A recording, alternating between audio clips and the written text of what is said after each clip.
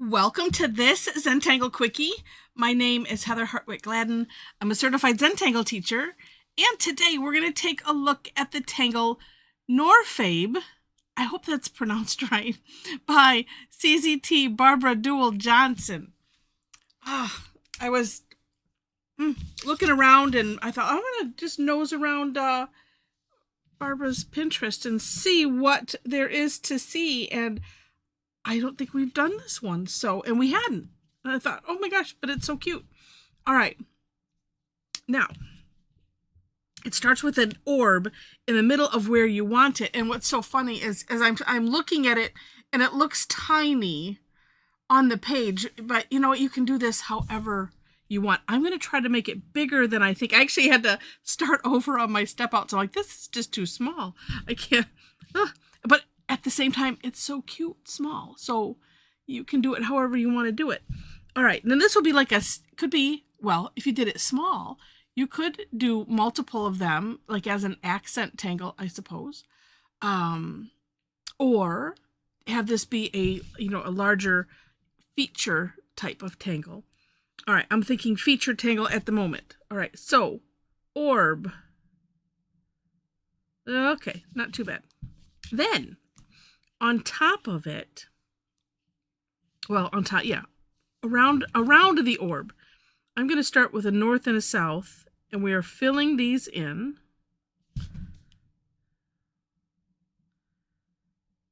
We're going to put 6 around. So I do the north and south, and then just kind of guesstimate. All right, there's going to be one here and one here, and I'm always guesstimating, and I try not to worry about it,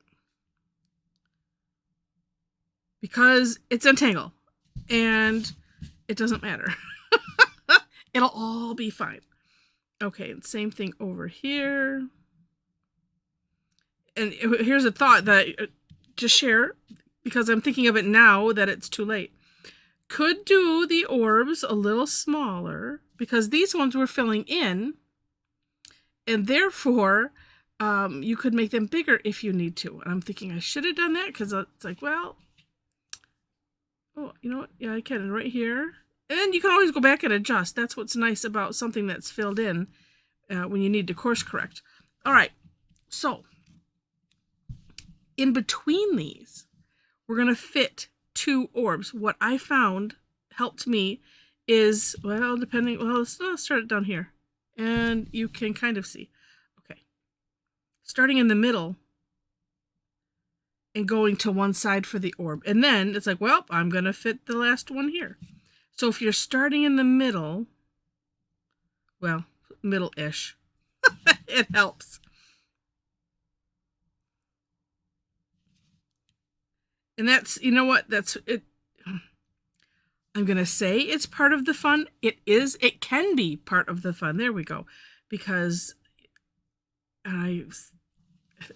it's one of the things that I say all the time. It's the hardest part of Zentangle to get used to. Sorry, I never think about turning my phone on mute until after it goes, makes noise. There we go. Sorry about that. Okay. So here we go. And doing it in the middle, I mean, it helps.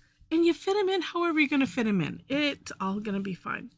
All right, next step is from here. And at first I thought this was kind of the onion dome thing. And then as I'm saying it, like, well, you could do that if you wanted to. But in looking closely, it's not. So coming out of the filled in orbs, you can kind of do going to either side and up. And let's see, I highly recommend, let's see, I'm going to do it this way. Because I started it weird. Because I want them to go like straight out. That one's a little cockeyed. That's all right. Or you can do it like that. This also would make a really good, oh no, I've lost the word. Is it bezel? When we go around a gem. I'm thinking I think that's what it's called. But this will be a great thing for going around a gem. Look at it, and you've got it already set. Although what I like to do if I'm playing with gems on purpose, you know, I'll make the orb and then do all of the coloring and then the setting, you know, around it. But this would be perfect for that. And then now the last step that we're going to do is last official step is to aura this. Now part of me thinks, oh, that should have, no, let me look at her thing one more time. Oh, I see it. Yeah, you know, however it ends up, because what I have been finding is that it's hard to aura in here. So it's just kind of like, we just have to figure it out as we come to it. So I'm going to start here. And it's kind of one of those pick your distance with the aura. And let's see, it's like right here. Because it's like, well, I kind of want to go in. And I kind of want to curve. Oh, look at I did it. And then I want to come back out. Okay, so here's the secret. Go slow. Slow, little steps. So it's like I can stop there. And making sure that you can see. I think that was my problem as I was playing with it, is I was just going too fast.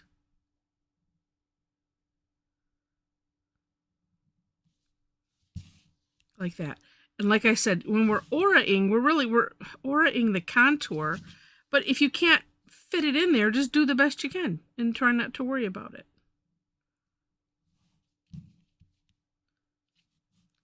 I'm bouncing that all over the place.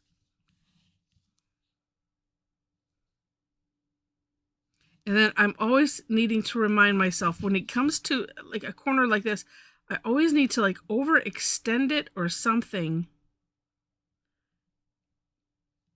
because it just never seems to line up right. So like this, like if I'm looking at it this way, I feel like I'm overshooting it is what I feel like, but not really, because see, look, if I just come straight down, oh, there we have it.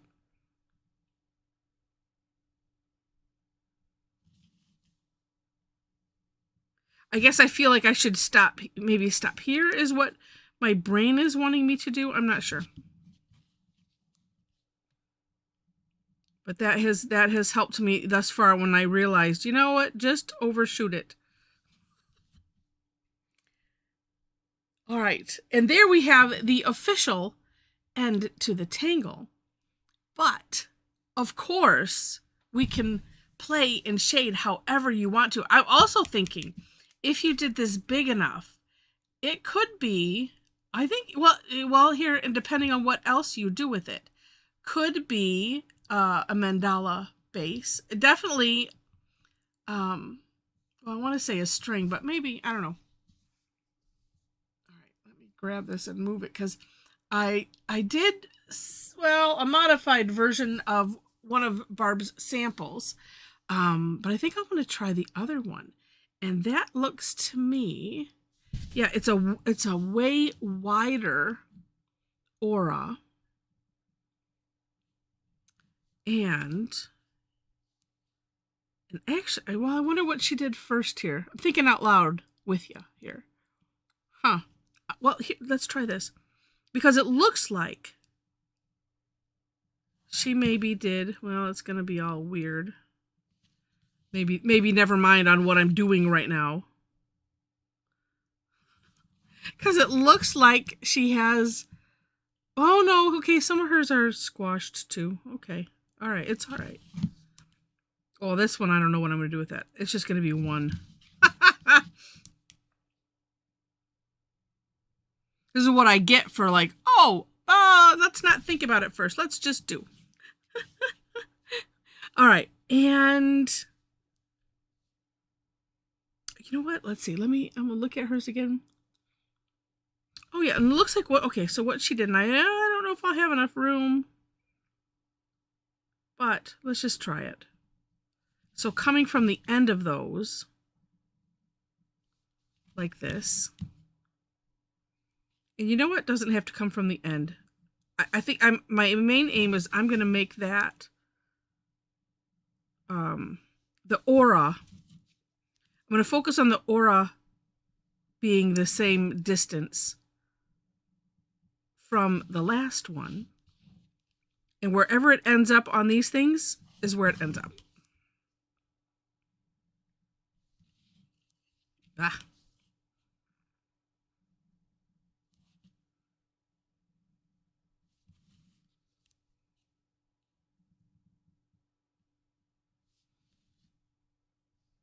Oh, I got one more. I'm like, it doesn't look right. Yeah, it's because you have one more, Heather. Okay, still a little weird looking, but that's all right because we can still continue to decorate. And I did like, I always like little lines coming around. That always looks neat. So let's do that around.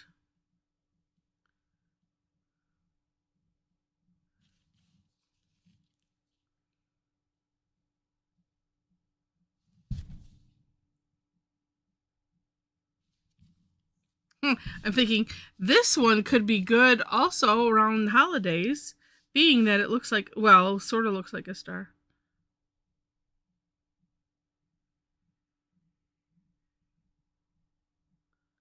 And, you know, with all of the decoration, it looks like a nice ornament.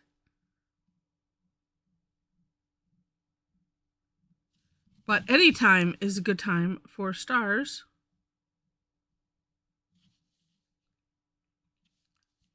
I'm liking it already. And I was just thinking maybe I'll disguise these other bits by filling, well, maybe just filling them in. I was thinking I put an orb around it, or not around it, like turn it into an orb. Kind of like the Bronx cheer. But you know what?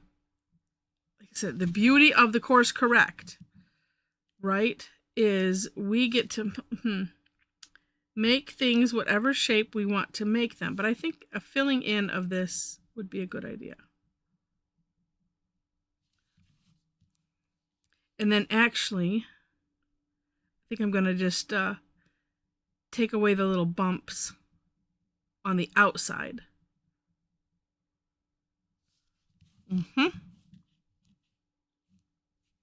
Ooh, now if I was thinking, and I am,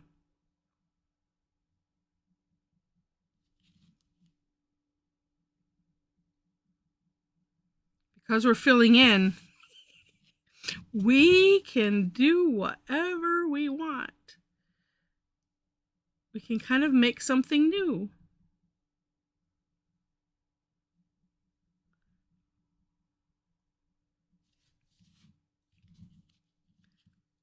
And then this one, which is really weird, see, that's totally going to help there.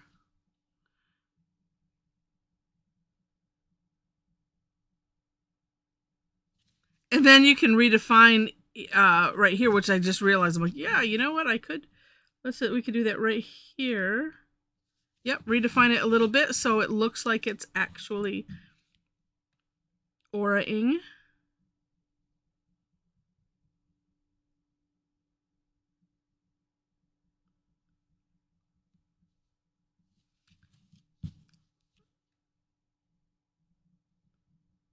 All right.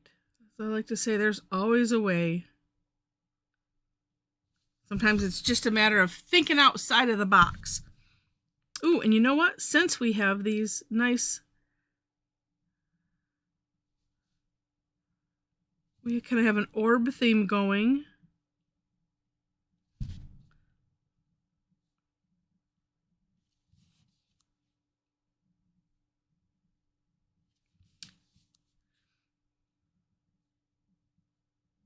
You know, and if you run into difficulty, as I usually do, of, well, I don't know what to do. Well, look at what, wherever the theme is. That might help, because that's what I'm like, oh, well, I always forget to put orbs on things. And that always looks so nice when other people do it. And so it's like, okay, start thinking, either, what would look good with, or, where is there, an element that's here already, and what can we, use and have fun with. All right. I like it. And I think just for good measure, a wisp in the center of all of these, whatever kind of shape you want to call that opening. Ooh, that makes it look a little flowery-er. All right, now let's do some shading. And this is one, because depending on what size of paper you're working on, I mean, you could grow it out a little bit more, grow it out a little bit more. It's completely up to you. All right.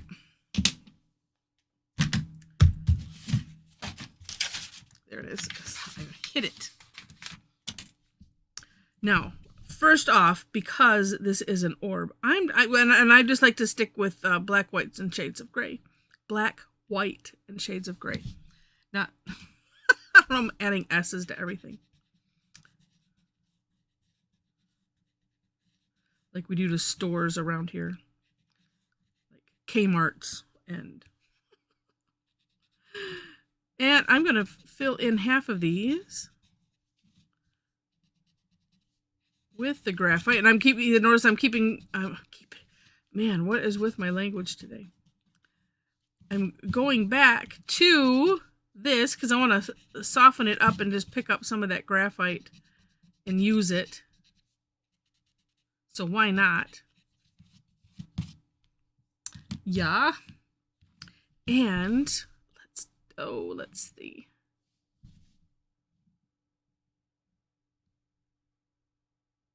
Well, I'm not sure how it's going to look, so the only way I can tell is by just doing it. Oh, that's okay. Sometimes when I do shading on lines like this, it just looks like I'm filling in some, a certain amount of them. But this looks okay.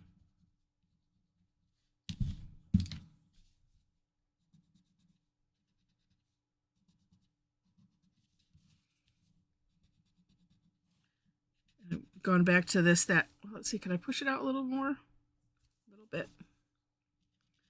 I've got a nice fine tip on this so I can fit it into these small spaces.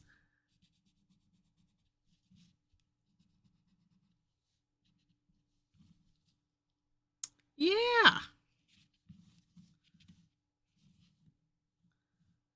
I like it. Let's see, I'm going to put just a little bit of graphite on the one side of these orbs. Same side that I did well, now they look like leaf shapes. Just to give it a little something. There we go. All right. And there we have it. And I hope that you have enjoyed this one. If you have, please click on the like button. And if you liked it enough to see more, would love to have you be a subscriber to the channel. In the description section, you will find links to the step outs. I always do my own version and then link to the creator of the Tangle. Below that is my link tree. So all of my links, all the social media, website where you can follow my blog, Facebook page where you can follow me there for things like classes and daily tangle that I post and other things when I do it. It's mostly the daily tangle and classes, events that I'm posting there. But do follow me there. There is another link for following me for classes. That's to Eventbrite. So if you're interested, I do teach on Tuesdays and Thursdays. Tuesdays generally have a fee except for the third Tuesday. And then Thursdays are all free. It's called Tangle Time. Come and join us. We have a lot of fun. And by we, I mean our Tangle Addicts community. And if you'd like to join us on Facebook, we have a Tangle Addicts community group. There's a link for that in the link tree. Click it, answer the 4 questions, and as soon as I see it, I will let you in. All right. So with that, thank you again so much for watching, and I wish you happy tangling.